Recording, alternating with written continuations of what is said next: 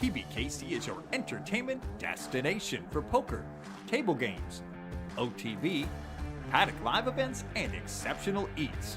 The Paddock restaurant is perfect for meetings, corporate functions, parties, fundraising, and more. Call 561-683-2222 extension 199 and book your next event today.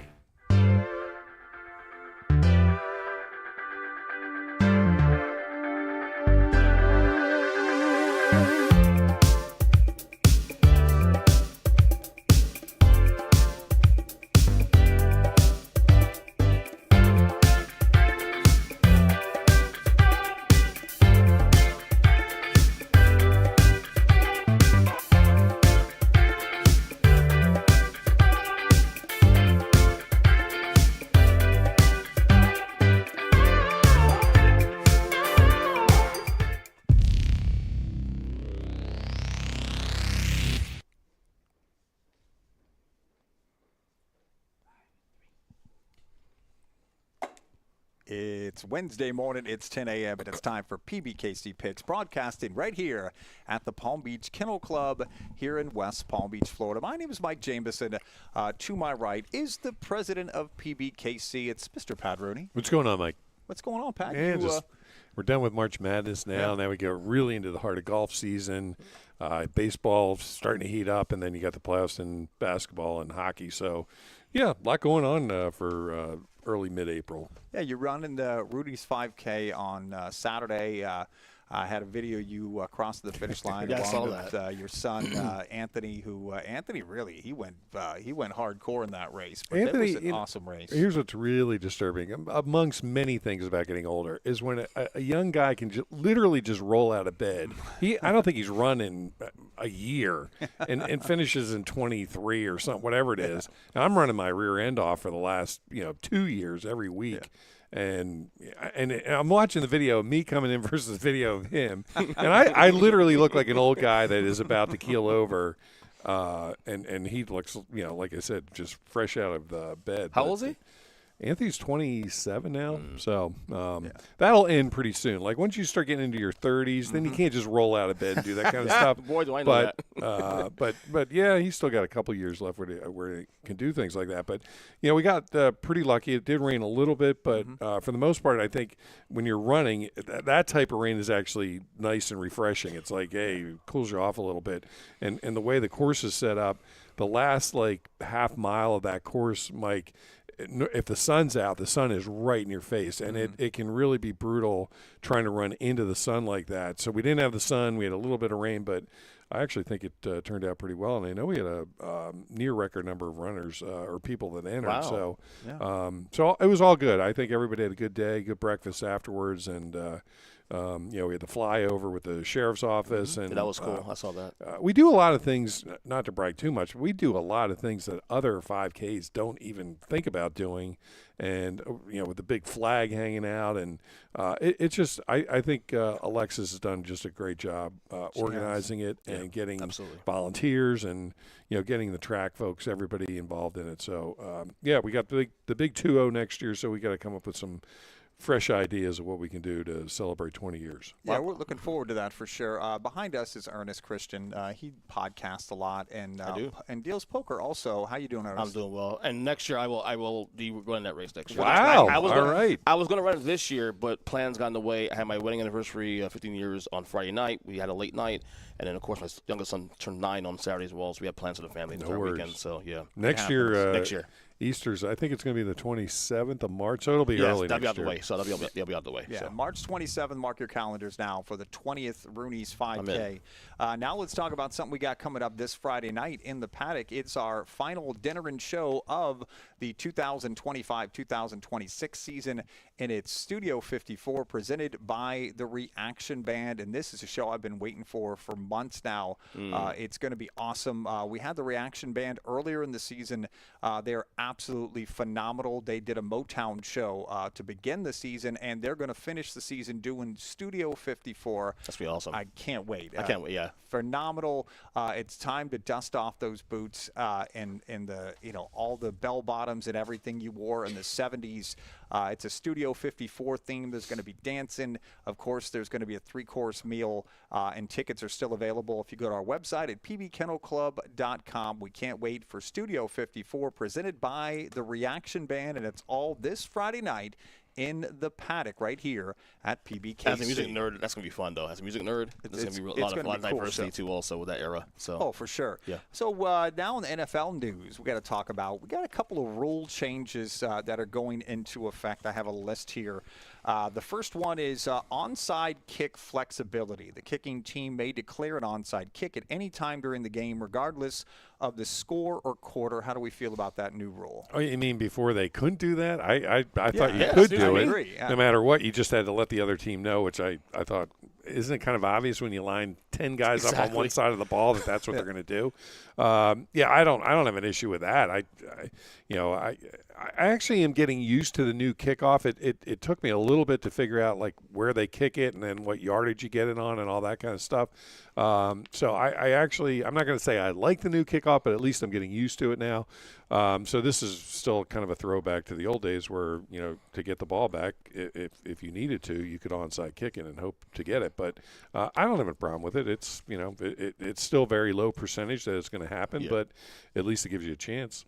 I mean, I'm getting used to it, too, also, but I'm not liking it. I'm getting used to it because I have no choice but to get used to it because that's the rule it is. But I'd rather go back to the old way, but that's just me. Yeah, one of the big ones that's come out of the owners' meetings for the 2026 season only, the New York Replay Center can correct clear and obvious mistakes by on-field officials, and this includes power to initiate penalties for flagrant acts, even if no flag was thrown, and to assist in player ejections. That's going to be a very interesting rule. How do we feel about this? Well, I think this is just goes hand in hand with what the NHL does. I think baseball does this now, where you have a central located viewing system where guys in New York or Toronto or wherever they are view plays, and if the on-site refs for whatever reason don't see it or whatever, it can be corrected and dealt with as expeditiously as possible. That's the only thing I want to make sure that the NFL does with this, is that we don't drag out things with long-term discussions and looking and video things and all that kind of stuff. As long as this is relatively quick, I think it's going to improve the game, and it's going to prevent a lot of things that are happening. Not a lot, but things in the game that happen that could sway the game one way or the other, and the ref just doesn't happen to see it. So I'm cool with it. I think this is not just a one-year thing. I think it's a test case where as long as they get through this year and it's not a disaster, they're going to keep this forever. So, which they probably should. So I'm all right with this one too. Yeah, that's my fear, is that it's a one-year rule. Hopefully this is the start of things to come. Like, I don't want it to be something where like it affects the game, where it slows it down and puts it to the muck, but there should be some situations where New York or whoever it may be should be able to at least make a call. Hey, that's kind of obvious, that kind of thing.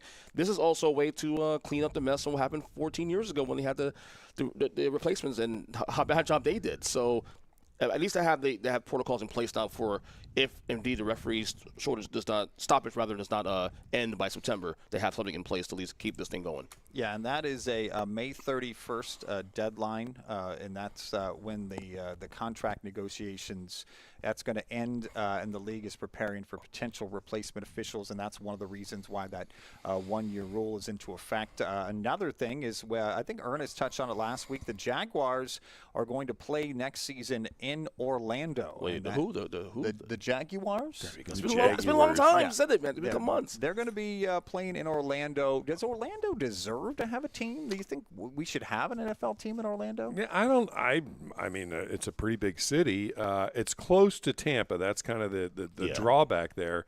But if you look at the Jaguars and kind of their history, especially their most recent history, where they play a fair amount of games overseas, I'm just surmising here that the ownership there is not happy with Jacksonville for whatever reason, and they're looking for some way to get out of there without it being quite super obvious. I think if this really works out in Orlando, now they're supposed to be doing some kind of stadium upgrades or something in Jacksonville. Yeah. But if this works out in Orlando and the ownership is very happy with attendance or whatever, I wouldn't be shocked if they say we're moving to Orlando and that's going to be it. So I hope that's not the case for Jacksonville, but if they're not supporting the team in the way that the ownership needs, then that's what you do now. You look for other places to move, and Orlando, I think, is a pretty logical place. It's not that far from Jacksonville. It's still in Florida, and Orlando's a strange city just because you have a ton of people that have moved, like a lot of places in Florida, but Orlando especially. You have a ton of people that have moved from elsewhere, and they're there mainly they're working for Disney or they're working for Universal or whatever. That's why you're in Orlando. So I don't know what the allegiances are going to be for those people that come. Are they going to be for Orlando? If Orlando gets the team, are they going to just be there to see their team play Orlando? Yeah, that's going to be the question to ask. But again, much like we just talked about a test case for the NFL and replay, this might be a test case for Jacksonville to see if Orlando would support them. Looking at it from a wide scope and not being, a resident of either Orlando or Jacksonville, but in Florida, of course, it seems like Orlando makes more sense because of the economics and whatnot. But I'll tell you what, on a personal level, I know someone who would definitely be happy about this move is my good friend Kyle Nash, who's a regular on my podcast, who also covers the Jaguars. But he lives in Orlando, so he has to go to Jacksonville every week to cover the team, press conference, the whole nine. So I don't think you'll hate this move either. So I'm kind of sort of rooting for this a little bit, although I'll miss saying Duval. But other than that, it's the only thing I'll miss about Jacksonville. What about the idea of them maybe even sharing a stadium with the Buccaneers? I mean, Orlando's only an hour out of Tampa. I mean, you can justify that. Giants and Jets do it. Rams and Chargers do it too. Also, wouldn't be so far to reach. Only difference now is that you'll have two teams with different city representation, though. But other than that, I can see this happening though, because I think it's a long way coming. The support in Jacksonville's been very flaky. Like when they're good, I guess they're okay, but when they're bad, no one gives a damn. So and that's why I think they've been playing as many games as they have in London, and I think they were trying to position themselves if the NFL ever did put a couple teams in England or Germany or wherever they're talking about. Jacksonville would probably be a natural one to be one of them if that were the case. So this is going to be very interesting. Just see how many people show up for these games in Orlando that are probably not necessarily Jaguar fans. They're football fans, and they have an NFL team there. So we'll see how Orlando does with and they'll still pull the hardcore Jaguars fans from Jacksonville because it's only, an hour away, hour and a half maybe at most? Not too far, Yeah, so it's not a massive move in the same way, so. Yeah, no, I think it's a good idea, too. A couple other things. Mental health. Teams are now required to employ a full-time mental health clinician. And then for the next round of Hard Knocks, they're going to have the New England Patriots on there. So it should be a very interesting Hard Knocks. Boring. Is Mike Vrabel going to be with Diana Rossini or whatever? Yeah, that whole thing, I don't know. That's so weird. I don't know if that's true either. It's a picture. Whatever. It's probably true. And I love Diana Rossini for the record. She's fantastic what she does. But why are you a doubter? I think he's definitely. I'm not giving people the benefit of the doubt first for get proven wrong. I mean, I'm obviously good with the mental health. Anything you do help people with mental health, especially in a game like football that requires so much physical, and injury and all that kind of stuff. And Hard Knocks. I've never really watched it too much, but. Yeah, I mean the Patriots are as good as anybody. I always think if you just keep it with the Jets, you're going to win no matter what. I was just going to say that. No, the best one I've ever seen is the Jets with Rex Ryan back in 2010. Yeah, let's go get a GD snack. Yeah. And other NFL news, Dexter Lawrence, that is one of Earnest guys for the Giants. Can we move on? He wants out. He wants out of New York. Obviously he's one of their top players on the team. I'm thinking that this is a rebuilding phase and that they might be actually pretty good. How do you feel about this, Earnest? Here's the issue. He's fantastic. He's probably the best player in his position in the league. But he also wants $30 million a year. Do you pay that kind of guy in that position $30 million a year? Is that worth it? I don't know. Maybe. But I don't feel good about it, obviously, because right now the Giants, on paper, look like a team that can be on the rise next season. So having this situation right now, Rose Ugly Head is going to be a problem, but they'll figure things out, hopefully. We'll see. How old is he? Is he 28? He's late 20s, definitely. I mean, he's a Clemson guy. I love him. Now, he didn't have a great year last year, and maybe with the new coach coming in and all that stuff, he just doesn't feel fit there. But you're right. You're going to pay him like Myles Garrett type money? I don't know. He's a really good player, but last year gives me a little bit of a pause. Yeah. And do you want to have him going forward with the new regime in there? Those are all the questions you got to answer if you're John Harbaugh and leadership there for the Giants. But you're right, Ernest. He's a hell of a player. last year not really withstanding. So it's just a matter of do you want to pay him. But again, football it's a math equation. Like you got to pay Dart at some point in the next couple of years. You got to pay if you see future, of course. Neighbors is due for contract probably next year or two. So it's one of those things you got to figure out. Okay, do you pay him now on the front end heavy and then lighten up late? It's a lot of test case there for the Giants. I don't know, man. I have a hard time justifying paying someone who's yes, a tackle's important, but $30 million for a tackle. I don't know. Gives you a little cost pause. So yeah, as we build our championship team, we're to one of the least exciting positions. But if you were to build a championship team right now, who's going to be your kicker, Pat? Well, I mean, it might be the least exciting, but man, when you need a field goal, darn right, it becomes the most important guy. I mean, I'm biased, obviously. I think Chris Boswell's the best kicker in the NFL. He hasn't had to be clutch, quote unquote, too much because we haven't made the playoffs or haven't advanced in the playoffs. So you don't really even know what he would be if Super Bowl was on the line or in the Super Bowl or that kind of stuff. But I've seen enough of them, especially at Heinz Acrisure Stadium, that I know kicking in those conditions on that field, this guy's about as reliable from 50 yards and out as anybody you can have. Now, he's an older guy. He's getting up there a little bit. If you wanted a younger guy, I like the kicker from Jacksonville. We were talking about that. This dude just booted a 70-yarder in preseason last year. And I think the kicker from the Cowboys isn't bad either. Yeah. Those are two younger guys I would look at. But if it's right now, I would still take Boswell. He's still mine actually, because mine we ran robbery from the Cowboys. Now he is 31 years old, but that dude's leg is lethal. Cowboys don't have no same thing game-winning stuff because they're not that good. But you got to win games to have game winners. Yeah, but Ren Aubrey is fantastic, and with the way the economics are going now, he'll be the first guy to cross 10 million plus a season. It's a kicker. You look at, I mean, on this subject, you look at a guy like Adam Vinatieri. If he's not, if they just have an average kicker, if New England has an average kicker during that time, they might not win a couple of those Super Bowls. That's how important a kicker can be for your team. So, I wouldn't discount it at all. I know a lot of the punters and kickers are always off to the side and they're doing their own things and everything. But man, when you need a clutch punt or a clutch kick, or especially if you don't get it, it's like, wow, that just costs us a game. So they're not players on the team like a guy that's in there getting his bell rung every play, but they're still a significant part of the team, especially when it comes to winning the game. I think I poked the bear. Sorry. Yeah. I don't know if you watched the comments. I poked the bear. I'm sorry. The Giants. Oh, Skyler's checking in. He's not wrong. Yeah, we're going to shout out Skyler a little bit later in the show, but I'm taking Brandon Aubrey also from the Cowboys. I think he's one of the phenomenal kickers, and he might go down as one of the GOATs of kicking by the time his career is over. Now let's talk about Hard Rock Bet. They've got an offer out right now. If you didn't get in on it for March Madness, you really missed out. It's called W Winnings. New members who sign up for a Hard Rock Bet sportsbook account and make a minimum deposit of $10, and that is the minimum deposit. You're going to get 100% profit boost tokens, maximum $50 bet per token, cash wager only. If the wager wins, the customer receives 100% of the profit boost winnings. Tokens expire 7 days after issuance. Only one token may be applied per bet, and for official rules, go to pbkennelclub.com/Hard Rock Bet. Offered by the Seminole Tribe of Florida. Got to be 21 plus and physically present in Florida to wager. Terms and conditions apply.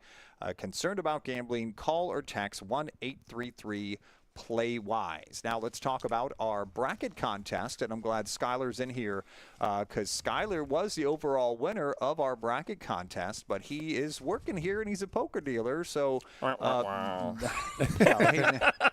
no, Sorry, Sky. Yeah, he did a great job. He had Michigan winning it all.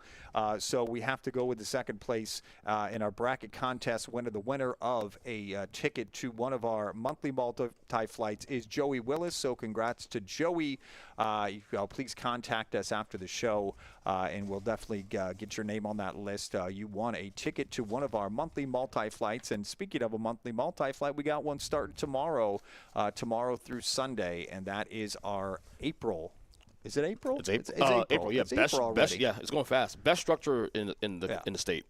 Hands down. Yeah, we're going best to get a structure. lot for that one, and that starts tomorrow. So congrats to Skylar and then Joey for winning the ticket.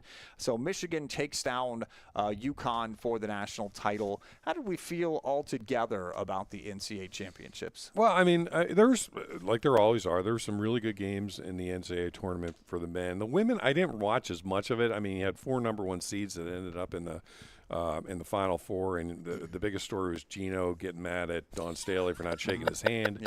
So I think it's nice for the UCLA women. It's first time, believe it or not, they've ever won it. You know, the UCLA men have dominated this, especially in the 70s, and then it took this long for the women to win one. So from that standpoint, it's always nice when somebody new wins it to get that feeling. But I didn't really watch much of the women's portion of this. The men, I didn't watch much either of it either. But the one thing, my takeaway from this is, what is Dusty May's dream job? Like, what is it? Like, this guy came from, I think he was on Florida staff. Then he went to FAU and got them by miracle to the Final Four. And now he goes to Michigan, wins the championship with them. They hadn't won it since Glenn Rice in 1989 days. So, my boy. So got this team to the national championship and won it.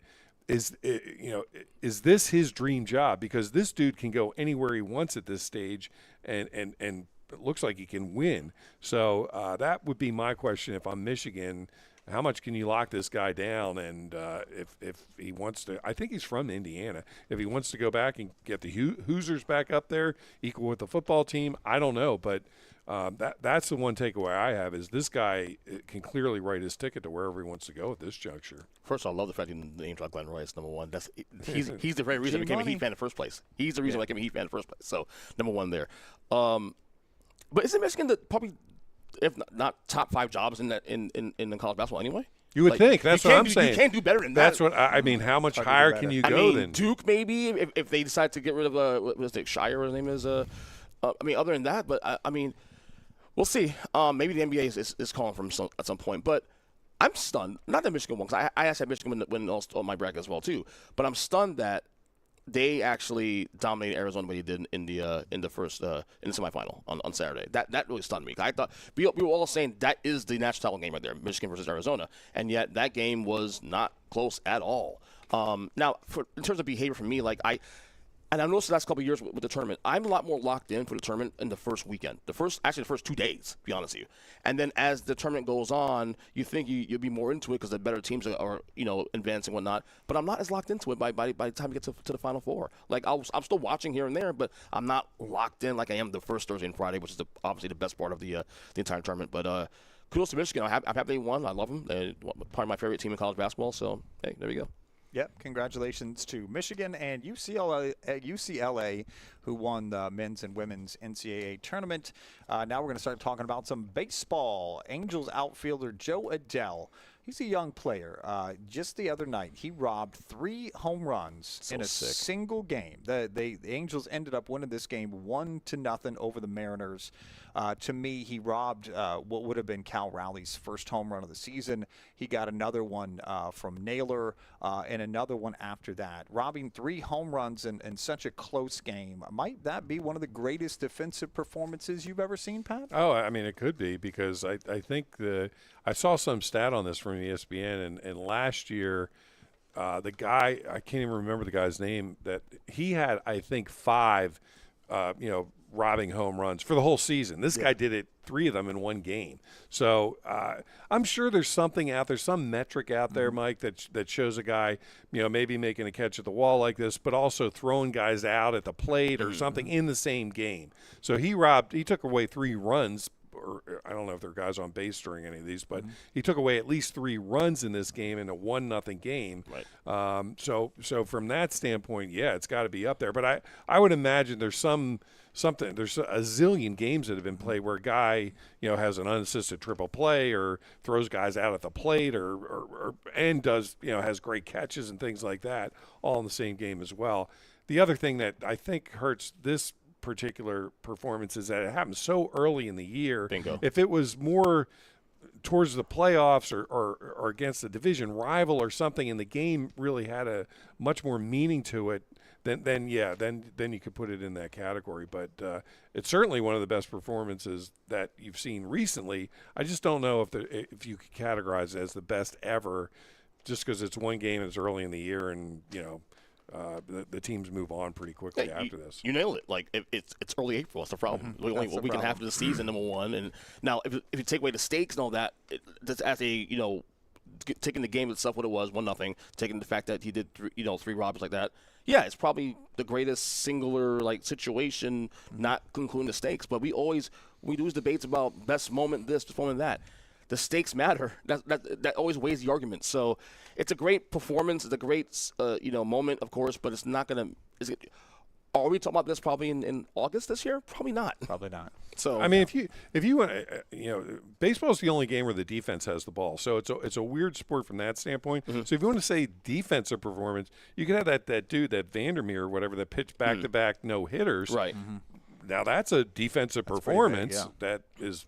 But that's 2 games. So if you're limiting it to 1 game, like we said, this is up there. But it's so, as Ernest said, it's early in the year, and we'll probably forget about it in August. So what's your favorite catch ever? Mine is the Willie Mays where he's he's just running towards the wall, catches it by not even looking back, and then throws it back to the end field. Is there a catch that always just resonates with you, Pat? Well, that's way before all of our times, but you see that all the time. I mean, and I think that was in the World Series. So again, that I believe it was, that had an extra level of stakes, importance to it.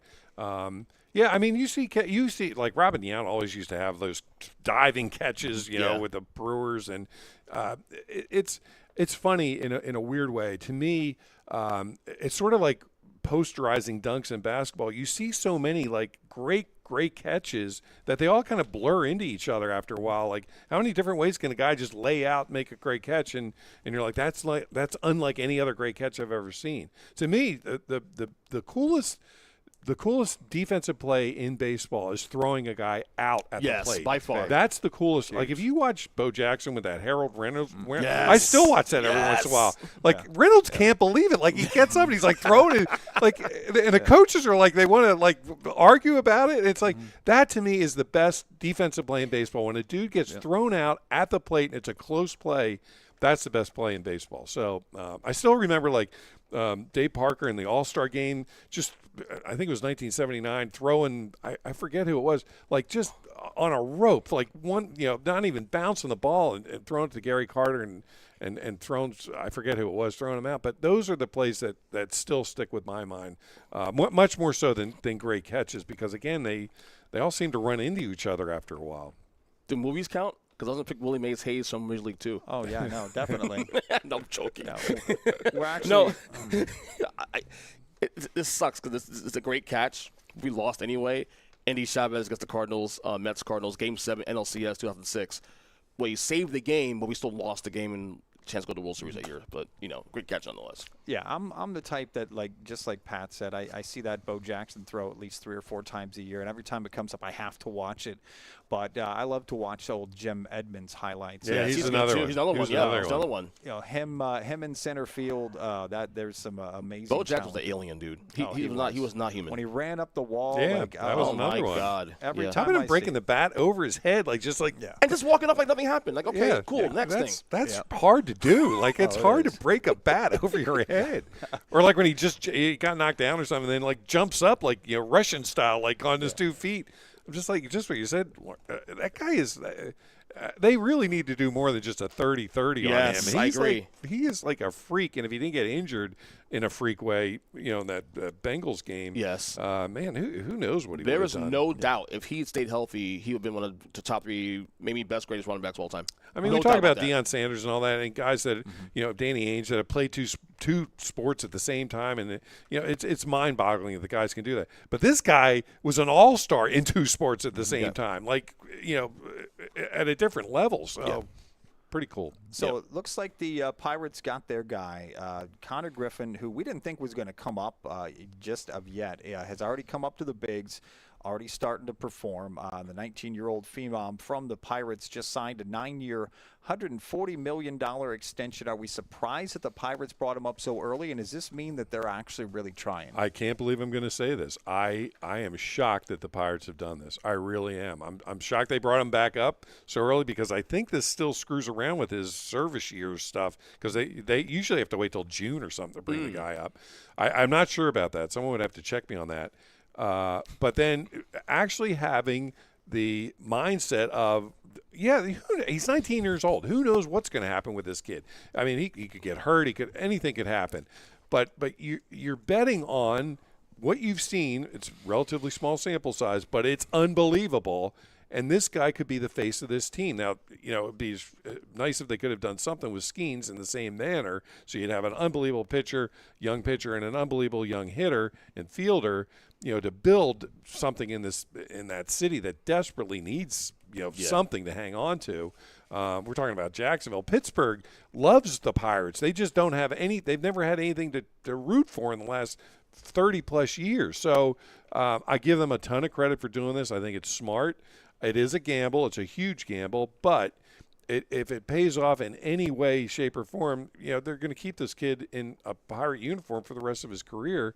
And if they can do anything with Skeens, maybe this helps convince Skeens, hey, they're serious about winning here, and I'm not just going to bolt to the Yankees or whatever the first chance I get. So I give them a lot of props, a lot of kudos. They had to do something like this, or I think at some point this fan base would revolt and just be like, we're not coming to any more games. Now they got a reason to come. So I don't want to throw cold water on this at all, because I want the Pirates to do well. I used to love the Pirates in the 90s with Bonds, Bonilla, Spence, Doug Drayback, the whole nine. Is there any opt-outs in this deal? Is this 9 years straight? Guaranteed 9 years? Because if so, then I'm in. Cool. Probably not. But because unfortunately, this is what happens. It seems like the Pirates and the Marlins and the Rays. These guys are good players, great players, but they're all polished up for the Yankees and for the Mets, of course, and for the Red Sox and for the Dodgers. And that's my fear. I want these small markets to do better. I really do. But we know how the economics go in baseball, unfortunately. So if he has no opt-outs, or at least if this deal is at least guaranteed 7 years, good. You get most of his prime years. Hey, so I'd take 5 years. If you just got 5 years out of this kid, I think that's awesome. I'm happy for them. Pittsburgh is a very underrated market in baseball still. Like when they were great, when they were like one of the best teams in baseball in the National League, it was great. It was great. But now it just stinks with the last 30 years. They've had maybe a couple years here and there where they've done okay, but it's mostly bad, and it stinks. Yeah. So my question for this week, give us the coolest job or position in sports. When I think about that, I think about closer.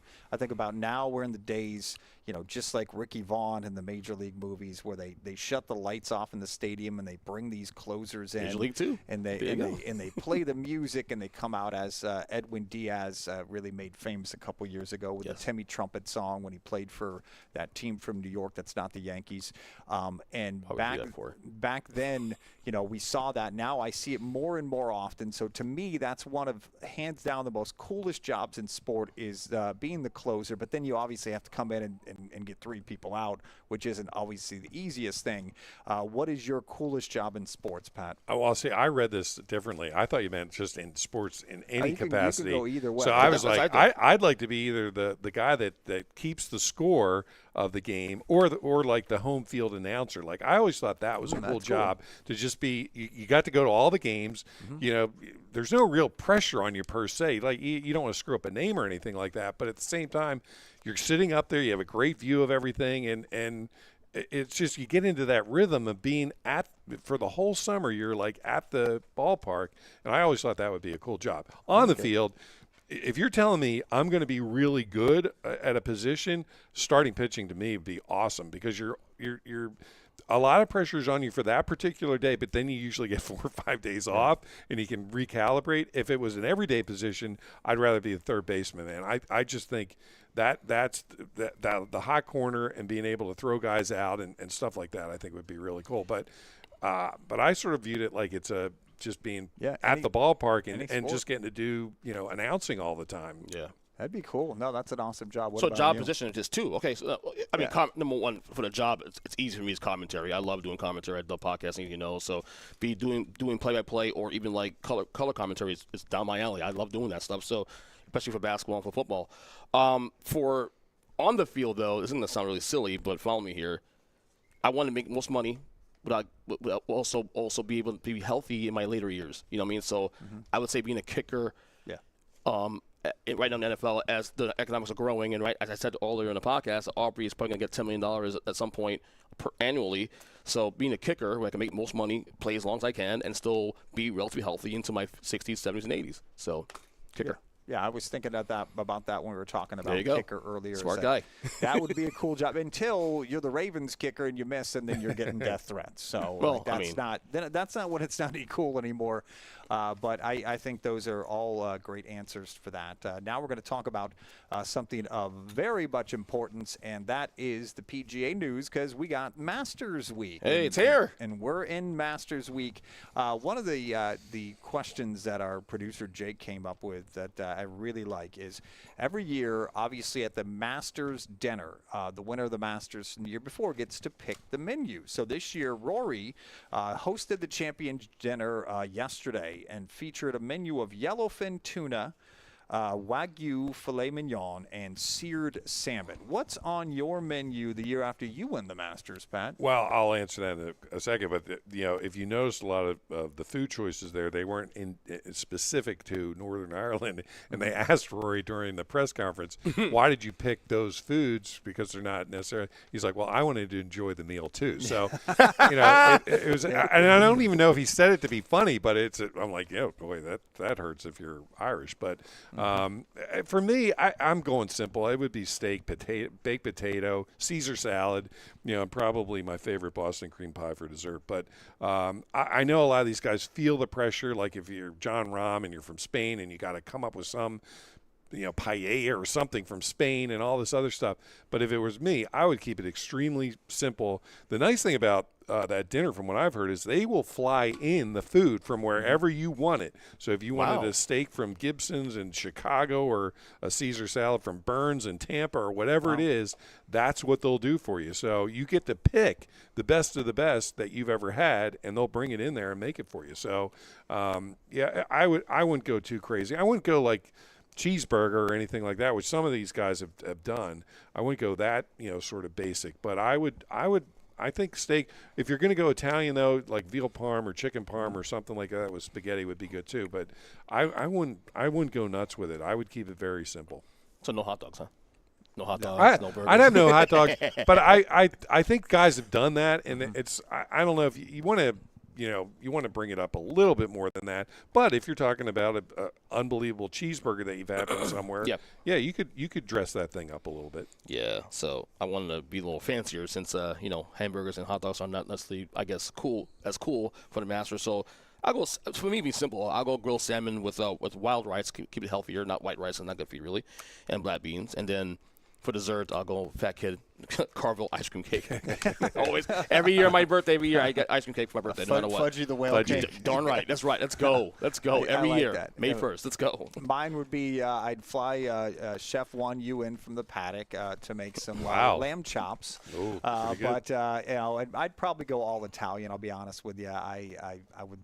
You talked about chicken parmesan, pasta, great pizza. Jeez. That's what I would do. But, that was Rory's choice was a good one. And I'm sure, other people have their opinions. So go ahead and give us your take on what your Champions Dinner is going to be. I'm trying to fast right now. You hear you throwing all these. Both of you guys throwing these great meals. Now I'm not going to eat after the show. Good Lord. Now we're going to talk about the actual tournament. Okay. And I got some of the current odds right now. So Scotty Scheffler's going in plus 500. John Rahm plus 900. Bryson's at 900. Rory, the defendant champ, is at plus 1,200. Xander Schauffele is at 1,400. Ludwig Aberg is at 1,600. Fitzpatrick is at 2,000. The one that we had talked about earlier, betting on a guy you just saw a couple of weeks ago, Cameron Young, is at plus 2,000. How do you feel about these odds, Pat? I love that. I mean, Cam Young, that's great value for a guy that I think is playing really well. can play Augusta pretty well, and is, again, one of those guys that you can see wearing the green jacket. There's certain guys out there that, might not win the U.S. Open, might not win the British Open, but at Augusta can put it together for that week and win, and he's one of them. I think a couple quick thoughts on this one. I think there's a tremendous amount of pressure on Scotty Scheffler here, even though he's won this thing twice. He's had a weird spring. Like he's had moments where he's played really well, and then there's other times where he's throwing balls in the lake and yelling at his caddy. Very uncharacteristic of him. He just had I think his second child, so you got that dynamic going on. But I think this is a big week for him. He needs to play well and be in contention, or I'm not sure what's going to happen the rest of this summer here. He can get hot at any time and win something, but this is a major. It's a major. He's won twice. He's expected to do well here. I know he's had some distractions and other things, but I want to see something out of Sky this year. Conversely, on the other side, Rory, because he finally broke through after 17 years or whatever it was last year and wins it, I think he has no pressure on him this year. I think Rory's going to go one of two ways in this week. He's either going to play really well and win it again, or he might not make the cut. And it's one of those, if he's there, happy to be there and got the dinner out of the way and everything else, but he forgot to kind of focus in on why he's there, it wouldn't surprise me if he doesn't play super well and doesn't make the cut. But I think he will play well. I think the pressure's off. He will play out. He's the talent level he just has is ridiculous. If you still look at, they're starting to show shots that he hit last year, and the one on the hook that he hit on 15 to get it within like 10 feet is still one of the best shots in golf. So he's got that kind of talent. So I would expect him to play well. I don't think Rahm's going to play well, and I don't even know if Bryson's going to play well. I really like Bryson, and I still am not convinced that these live guys are able to just switch on the on switch and come play these big events and do really well in them. They can do well for a round or two, but then usually the not having that the 4 days of competition, all that kind of stuff, usually finds its way into their head. So I wouldn't expect any live guys to play really well for the 4 days, maybe a day or two. I like Schauffele as well. He's a really good player, grinder. He can certainly win it. But if you had to ask me, it's either going to be Scheffler or it's going to be a guy like Cam Young. And I keep throwing Victor Hovland in there. At some point, this dude's going to win one of these things. He's that kind of good player. Oberg, I don't love his game, but he had that collapse a few weeks ago. I forget what the tournament was, where he had it in his hands and just really hit some uncharacteristically bad shots for a pro. Not for him, for a pro. That until you overcome that, and I don't know if you can overcome that in a major. Like, he's got to win a regular tournament first and then build up that confidence. So I wouldn't put – he's probably going to be around. He's got that kind of talent to be around, but I just wouldn't put him in the winner's circle yet. So, last year, Scotty placed top 5, right, in the Masters, right? I think so, yeah. Right. Now, he didn't win it, obviously, but his run happened after the Masters. His sick run last year happened after. So this could be a launch pad. That's not even winning it, but he can go on another run again. So him and the kid, of course, he's a second kid rather, could do a lot of things here. By the way, you mentioned Cam Young.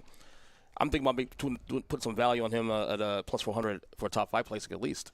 Well, so for top 5, that's something to look at. So I like the lead there. But like I said, I'm not the biggest golf guy in the world, but I have been a lot more interested in the Masters in recent years.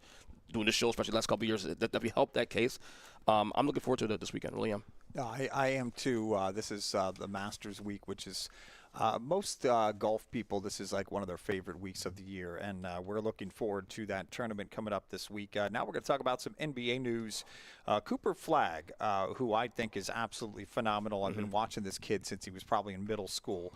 He's on a historic run right now. He's 19 years old, the youngest person ever to score 50 in a game.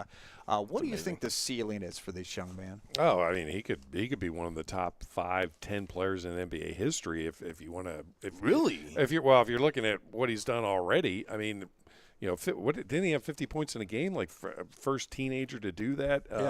Those kind of things. They're signals like this kid's got something that other guys don't have. So I know the Mavs aren't a great team and all that kind of stuff, but with what he's shown in a very small sample size, I don't think it's unrealistic to project that out and say, all right, well, especially if you get some guys around him and can take some of the pressure off him and those kind of things. The thing that I've always and again, this is just an observation. I have no insight into anything.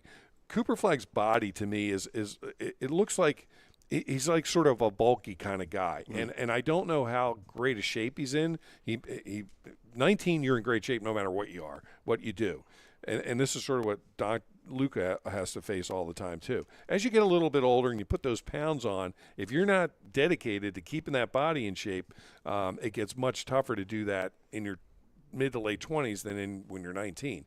So I want to see how he takes care of himself going forward here. And if he stays away from the injury bug, based on what we've seen, and I get it, it's a very small sample size, why wouldn't you say this kid should be a consideration for a top 10 player? I mean, he's got everything else. He can shoot, he can rebound, he can do all the other stuff. It's going to be a matter of getting guys around him that can play and help him out, and then can he stay healthy? You literally touched on the reason why the Mavericks decided not to commit to Luka. 5 years, $200 million, because the health, the body, right. and Luka is at that tier now. You mentioned like the mid to late 20s thing. He's at I think 26, 27 years old. I tell you what, he's making the Luka trade forgettable now every day. I'll say that much. His ceiling, I mean, again, Pat nailed it. The body thing. If he can take his body, he's definitely could be a top 25 player all time, which is, considering how this trade went down last year and the blowback the Mavs got for trading Luka in the first place and Nico Harrison losing his job as a result. It may be something that can be a big deal. But to me, the reason why I think, and I defended my podcast a couple months ago about this, and people didn't get it. The reason why I think I prefer Flagg over Luka for this team is that Luka's great. Luka individually is a phenomenal player. Okay, when it's all said and done, he's going to be probably top 20 player of all time. But Luka's also a ball-dominant guy. Like, he's a guy that is only effective with the ball. Without the ball, he's really a zero, Whereas with Flagg, I believe you can do a lot more roster building in a way with Cooper Flagg to where you can actually build a championship team. So, to me, I think Flagg is in my opinion, based on what I've seen through Luka's career and through so far 1 year of Flagg, I think you have better opportunity of building a real championship team and a real success here with Flagg in the long term than with Luka. Yeah, based on building a team alone. Yeah, I'm a huge fan. I think, like Pat said, this kid could end up, being talked about as one of the greatest ever. One of my favorite things is that, everybody's been following him since he was younger. He had a great high school career, came in, played 1 year at Duke, took him far in the championship.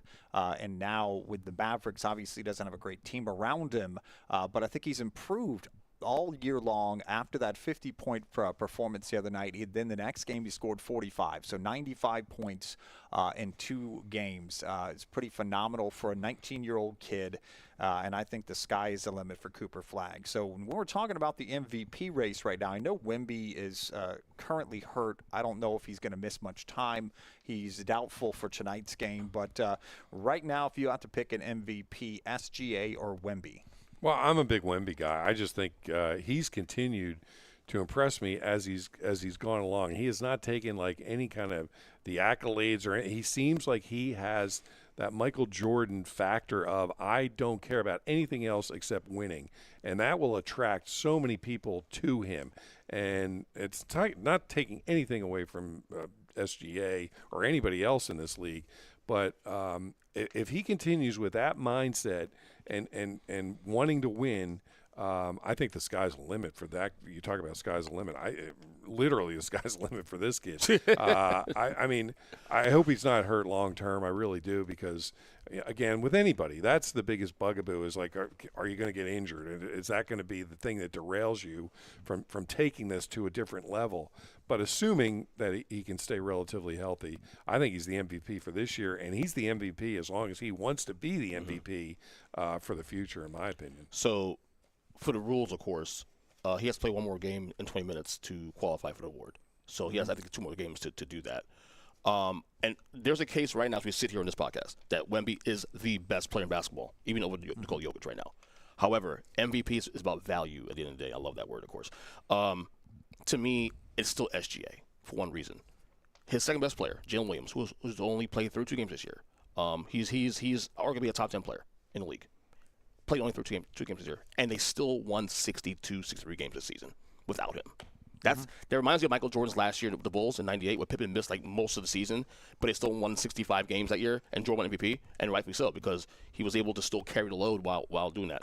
So SGA, because of that fact, because he had to carry more of a load this year, not having his guys, consistently speaking, and his wingman especially too, is why he's MVP for me. Well, in that same vein, Ernest, then you got to look at Brown at the Celtics. Oh, he's in the competition too. Yeah. I mean, because Tatum's been gone most of the year, and that team hasn't really missed too much of a beat. He's number 3 for me, actually, on my list. And there's a lot of guys that actually have a case, but that rule is now affecting things. Now, Kay Cunningham was my front runner until he got hurt, I think about a month and a half ago. So it's a very interesting race, though. But to me, I look at the whole idea that the Thunder, like the Spurs, by the way, the Spurs won 6 games this year, too, also, which is amazing. I knew they'd be a top 6 team in the West. I didn't think they'd be this good this quickly. And they might win a title this year. They may win a title this year because they're the one team that has shown, the Thunder, hey, we can beat you guys, and consistently too. But again, when you miss Jalen Williams for most of the year and you're still winning 63 games, it's only a couple games less than what they won last year. That's insane. So SGA for me there, but I think Wemby's number 2 in that list. Well, it's hard to believe that this is a competition as good as Cooper Flagg is, but there's a really strong competition for Rookie of the Year between without question Cooper Flagg and Konnor Griffin, both guys coming out of Duke. I'm taking Flagg in this one, but you cannot deny what Kniple's done in Charlotte. Who are we taking for Rookie of the Year? Well, again, I'm going to go with Flagg just because I've watched more of him. But Charlotte's one of those teams that has been in the netherworld of completely inconsequential teams in sports for a long time, and all of a sudden they're playing good. They're going to make the playoffs, all that kind of stuff. Well, then you got to look, well, who's responsible for this? That kid, maybe that's one of the big reasons. So to me, that does play into it. Even if you haven't watched a lot of their games, the mere fact that they're there, and after years of decades of being irrelevant, to all of a sudden be part of the discussion, I think then you got to start looking at, well, why are they part of the discussion?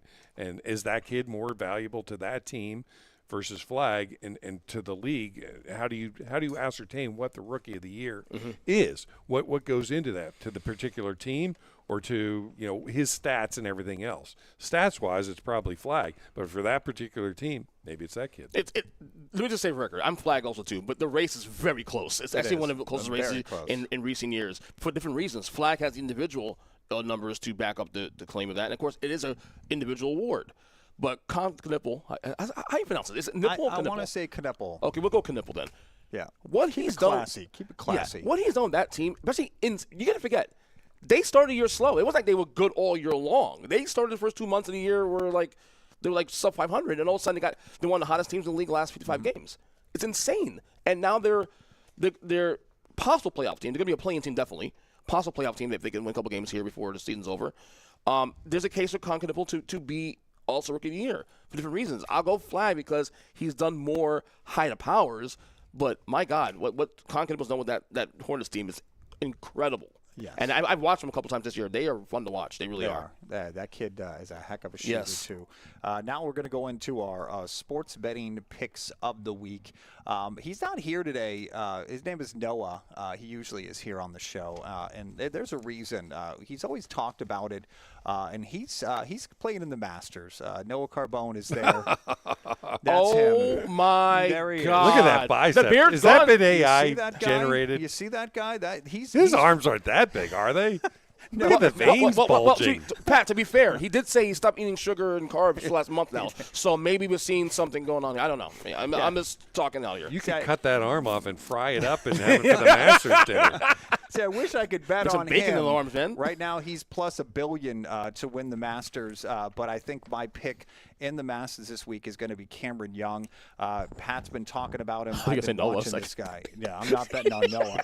$50 on Cameron Young to win right now at plus 2,000. And I'm getting a 20% profit boost, which adds $200. $50 to win $1,250. That's not bad. That ain't bad. Not bad. I mean, he's a good player. I would lean towards Cam Young as well, but I can't go against Scotty. I think he's focused. I think he wants to prove that whatever's been going on this spring is nothing. He's going to figure it out.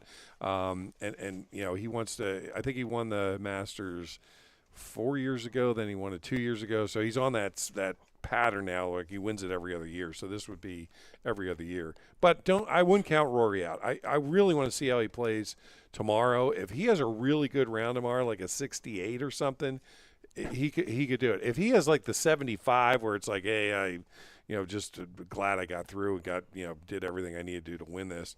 But I think Rory's got more in him than that. I think the talent level. But I'm going to go with Scotty. The great thing about golf, I love about betting especially, is the fact that even if you bet the favorite, you have good value. There's no guarantees here. So Sure. you still getting more than double your money. So even if you get Scotty, which I will bet Scotty to win it at $100 to make $650, it's still a good bet. It's still good value on that one. So I'm going to go Scotty for the winner. And then for a top 5 place, I'm going to go Jordan Spieth actually on a top fiver here to bet 100, make 870. So. Yeah, it's not bad at all. No, I think there's a lot of value. The Masters with the favorite excited. being plus 500. I think there's definitely a lot of value in betting it this week. Now let's talk about what's going on here. We haven't mentioned April High Hands. That's going on right now. We've upped the cash giveaway. That's going to be on Derby Day, which we got to talk about too. Kentucky Derby Day is coming up May 2nd. It is Kentucky Derby Fest, and we have a great band playing this year Friday at 5, and that's the day that we're going to give away the $25,000 for our April High Hands. That's going all month long. Also, of course, we talked about the paddock shows coming up, including Studio 54, which comes up this Friday night. Still some tickets available at pbkennelclub.com. And don't forget, we've already signed 3 big shows for our next season, which starts later this year. We have a CCR tribute. We have a tribute to the Bee Gees. And we have Simply Tina coming back. Those are just 3. My wife will love the CCR one especially. You got to come to that show. It's going to be awesome. And those are just 3 of the many shows we're going to have going into next season. And the card show is actually coming up in just a few weeks, April 26th. It's the best one-day show in all of South Florida, and it'll be here on April 26th, right up here in the second floor poker room. Free admission. We got full bar. We got a great restaurant to go to. We got everything you need at the card show, 10 a.m. to 3 p.m. on the 26th. And go ahead, Pat. What are we looking forward to this week? Well, yeah, I mean, obviously we got the Masters coming up. I got to watch that. What I'm not looking forward to is the end of hockey season. Thank God this is mercifully coming to an end for my Florida Panthers. Really, just if you want a definition of lost season, that's what this was. And I hope they can come back from this. They're probably going to get Bobrovsky back, I would imagine. They don't have a goalie in the chute. That Tarasov is terrible, their second goalie. They got to find somebody else that they can get. We talk about quarterbacks all the time in the NFL. It's the same thing with goalie in the NHL. You got to have a good goalie. He doesn't have to be unbelievable, but he's got to be good. And the Panthers don't have anybody in the chute right now. So they still have a lot of young talent and a lot of guys that were injured that are going to come back next year and hopefully be 100%. But you're only going to get maybe another year out of Bob. So you got to get that position figured out. And I'm hoping Zito and crew will do that. But now otherwise, you got new teams in there. You got Buffalo's in there that hasn't been in a long time. Montreal's playing pretty well. Columbus might make it. Philadelphia, another one of my former teams. So you got a lot of new blood in there. But it always seems to come back to Tampa's going to be good. Colorado's going to be good. And those are the cream of the crop teams. You got Pittsburgh that's going to make the playoffs. So there's a lot of probably going to be a lot of excitement in teams that have not had much excitement in cities over the next few weeks when the playoffs start. Why former team? Well, I switched. I became a Panther fan because of my son, and it's funny. It's really the only team I've ever rooted for when I was younger that I don't really follow them at all anymore. And now maybe I will once the playoffs start, and I can start figuring out who the players are and that kind of stuff. But it is weird. Like I'm still a Sixer fan, Phillies fan, and all that kind of stuff. But Patrick got me with the Panthers. So, but is it okay? Is it okay to have 2 teams though? Like you have your favorite team, but you have like I don't want to call it backup because like with football, I'm a Giant fan, diehard. Okay, but I like the Dolphins. You know what I'm saying? I don't think there's anything wrong with any of that. But I am sort of the school that you kind of got to go with one team, and that's your team. Now, you can root against teams, too. Like, I hate, I've always said I hate the Brewers for whatever reason. I hate the 49ers. Same here, Cowboys, certain teams, Eagles, yep. There's certain teams I hate, and I want them to lose no matter what. But yeah, I don't know. I don't know if you can have the 2 teams. I obviously you can if you want to, but I just remember I had a friend at college of mine, and he was a big Minnesota Vikings fan, huge, and they were terrible like in the 80s, just awful. So when the Dolphins got Dan Marino, he became a Dolphin fan, and I'm like, you can't, no, you're a Viking fan, that's it. Like when they get good again, you want to be able to say, I'm a Viking fan, and I remember, that year they made it with Randall Cunningham. I forget. 98. Yeah. So I remember texting him like, well, are you? He's just like, oh, I'm like, you are so full of crap. I'm like, now that they're good again, all of a sudden you're a Viking fan. I was like, oh, unbelievable. I blame my Heat fandom for that, though, because I'm a New Yorker. I'm born there. But are you a Knicks fan to start? No, but I did like Ewing, though, growing up. I was a Heat fan from day one, pretty much. As I said, Glenn Rice, the year 2 of existence. But being in this market, you sort of start feeling, not sorry, but you start you're part of the sports market here, so you start liking the teams in the market a little more. Not that you like them more than the teams you root for, but you do at least respect them. Like the Panthers, for example, the Dolphins, of course. The Marlins. I'm okay with the Marlins. I'm all right with them. So that's happened to me through the years, but I'm still a New York guy, except basketball, of course. So that's interesting. Yeah. So my last thoughts here, of course, the Masters, I'm looking forward to that, but also a shout out to my son, oldest son Eli, who was, as of today, a teenager. So Happy 13 birthday. years old. Boy. Yeah. Yeah. Those are fun years. It's all downhill from here. That's Eli. right. You officially become an idiot. Yes. It's like, yes. oh, now I know more than you, Dad. Well, he started 2 years ago, though. So Yeah, that's how Head of we the do curve. it. We start them young. Well, whatever you're doing this weekend, we hope you have a great time. Good luck betting the Masters, and we're going to see you right here for PBKC Picks next Wednesday morning at 10 a.m.